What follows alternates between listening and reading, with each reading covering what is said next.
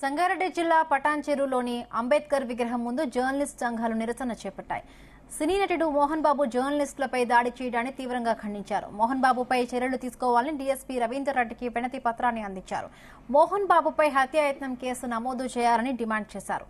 Media ప్రతినిధులకు మోహన్ బాబు బహిరంగంగా క్షమాపణ చెప్పాలన్నారు.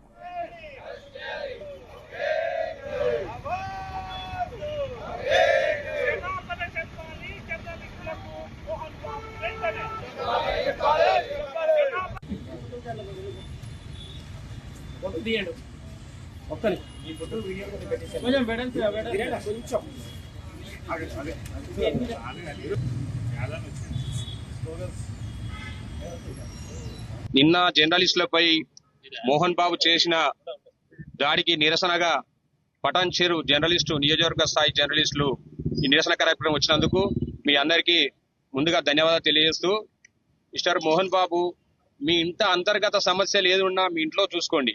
మీ ప్రెస్టేజ్ అంతా జర్నలిస్టులపై ఇతర వ్యక్త పరిస్థితి కరెక్ట్ కాదు. దీన్ని అందరు ముక్త కంఠంతో మనం ఖండిద్దాం.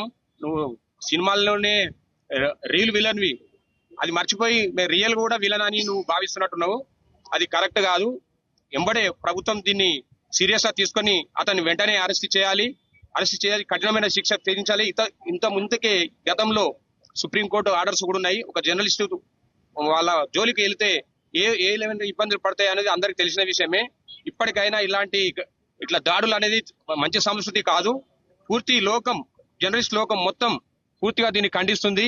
పటాన్చెరు జర్నలిస్టుల తరఫున కూడా మేము ఖండిస్తున్నాం.